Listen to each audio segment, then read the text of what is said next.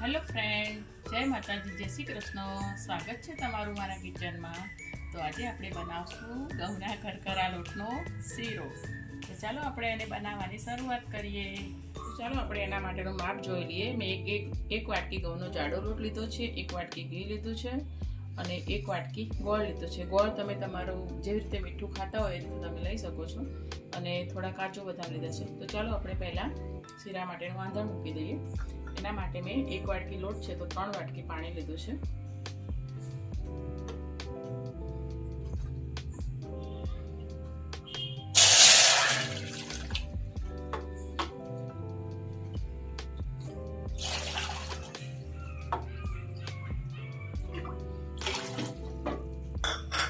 એમાં આપણે બધો ગોળ નાખી દઈશું.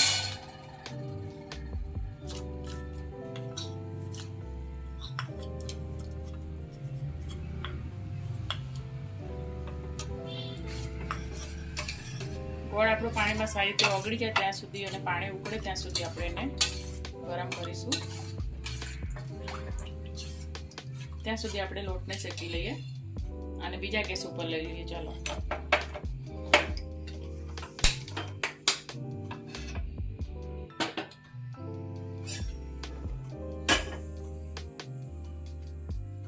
તો અત્યારે હું અડધા જ ઘીનો ઉપયોગ કરું છું. અડધું ઘી આપણે પછી નાખીશું.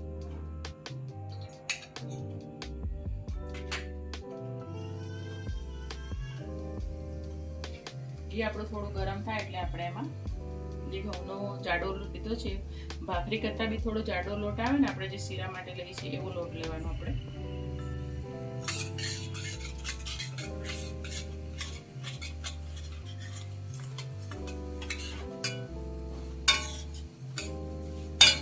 અને આપણે સારી રીતે બધું હલાવીને લેવાનું.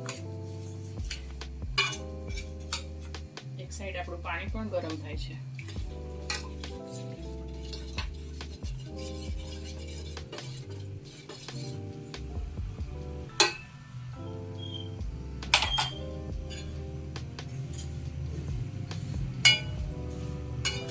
અને શેકાતા લગભગ 8 થી 10 મિનિટ જેવું લાગે. આપણો લોટ સારી રીતે શેકાઈ ગયો છે અને એનો કલર પણ ચેન્જ થઈ ગયો છે.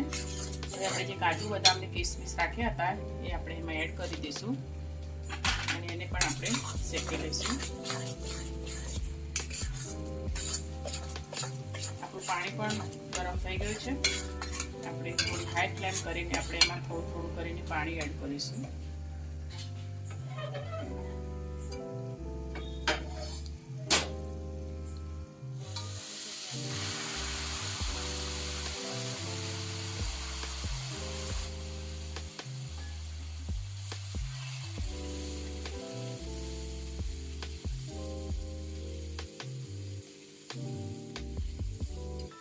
થોડું થોડું પાણી એડ કરીને આપણે એને આવી રીતે મિક્સ કરી દઈશું, જેથી કોઈ ગાંઠા હોય તો એ ગાંઠા મારે લોટમાં. અને આપણું મિશ્રણ એકદમ સરસ તૈયાર થાય. તો આને આપણે હાઈ ફ્લેમ ઉપર શેકી લેવાનું અને આવી રીતે હલાવતા રહેવાનું.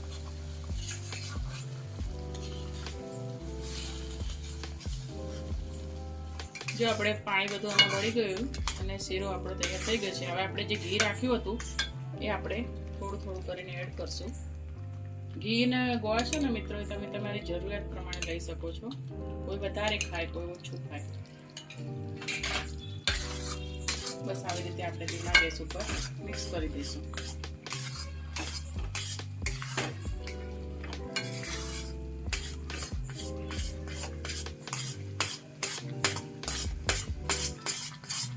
આપણો શીરો આખી કઢાઈમાં આમ ગોળ ગોળ કરે ને ત્યારે સમજી લેવાનું કે આપણું ઘી એકદમ પરફેક્ટ માપનું. જો ઘી ઓછું હોય તો એક સાઈડ શીરો ચોટી જશે, આવી રીતે ફરશે નહીં.